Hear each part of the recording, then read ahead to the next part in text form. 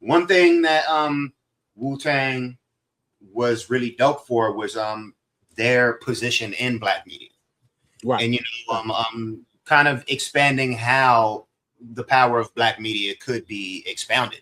Like, with how they did the record deal, it was never been done before. Right. They were able to branch out and get their own things.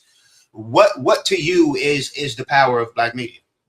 Well, for me, it's like, the messaging in entertainment in general, that was our biggest feat to overcome, was making sure that our messaging, how we see our black empowerment, our black music, we had to fight for that. Like you said with Wu-Tang, like being able to have messaging within their lyrics.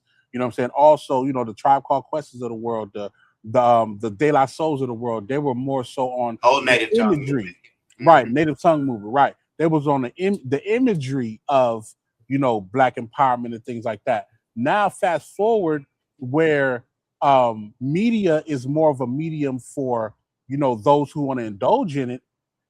We have to continue to invest in our own black media, our own black music media, sports media, and just natural news media, because this is now a new way to change the narrative of how we see ourselves and how others see us. That's the important part. We still have music, we still have sports, but now we're on the other side of those entertainment, IPs. Now we're on the side of being able to help tell the story. Telling our own stories. Right. Shannon Sharpe with Nightcap. If you actually think about some of the best shows in the world right now, First Take is one, which you have a, African-American host. And then you got Nightcap, which is independent, of course, by way of, Shannon Sharpe and his media company, sponsored, of course, but it's one of the best shows in the game. You know what I'm saying? Then you got, let's go to music. We got Joe Budden podcast. You know what I'm saying? We got the Breakfast Club. We got, you can say what you want about them. That's kind of expanding beyond music. If you want bringing up Charlamagne, we're talking about the Black Effect Network.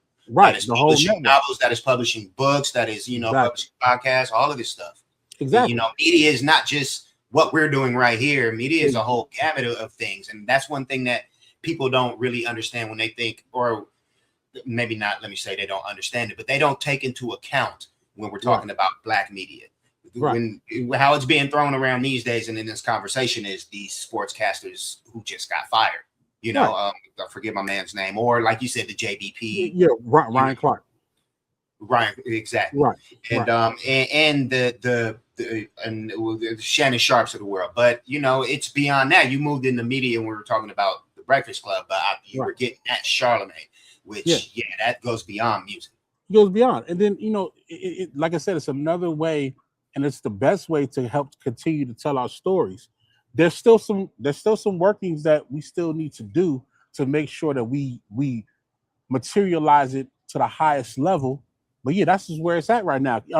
These shows are generating more impressions, more views, more viewership than TV channels right now. Legacy media, right? Right, real thing. So with us, it's like, number one, being able to tell the stories correctly. Like, it's funny because, first off, shout out to the Drink Champs. Drink Champs is probably one of the shows early on that I really hold in high regard, no matter where it goes from now. But I hold in high regard because they were the ones to say, hey, our legends, they've done this. Let's celebrate them. And then it's a whole world of flowers being brought to our legends and those that were before us.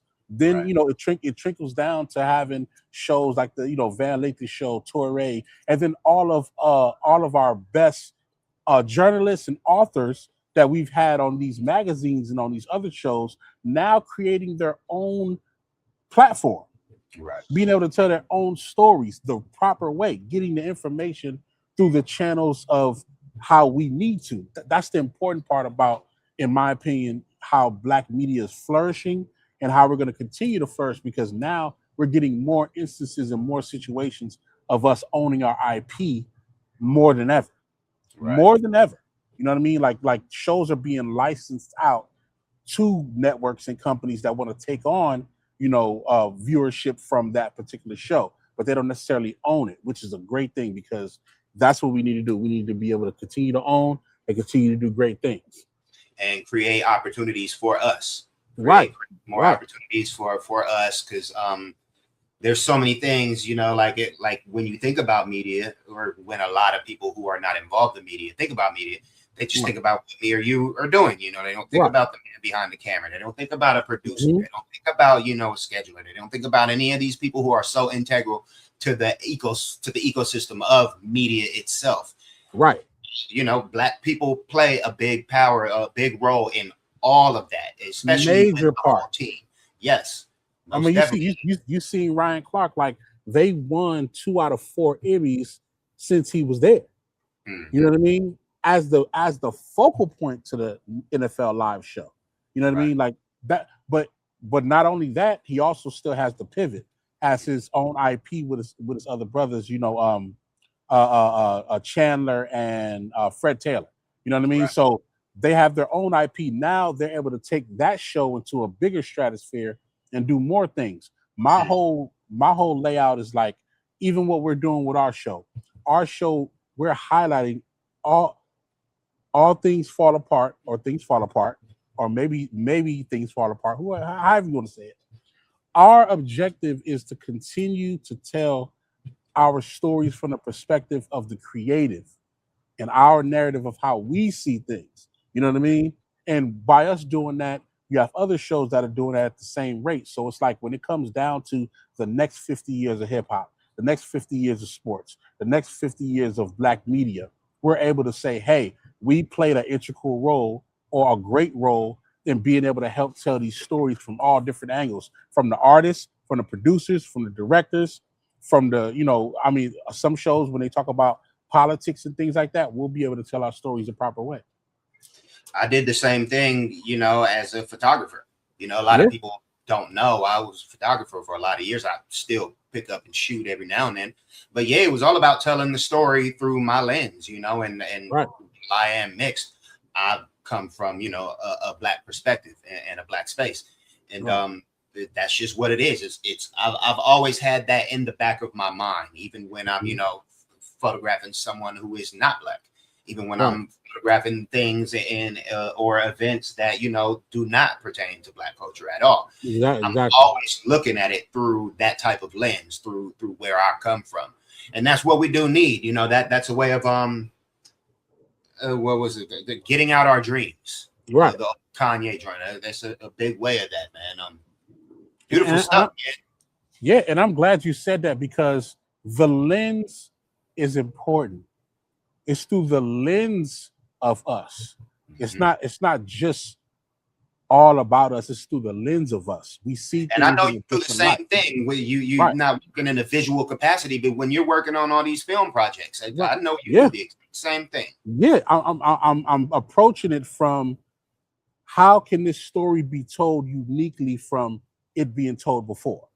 Right. That's the important part. And then how authentic can you be, even in audio? Like, how authentic can you be with the sound, with the foley, the sound effects, the score? How real does it feel to the person who's watching?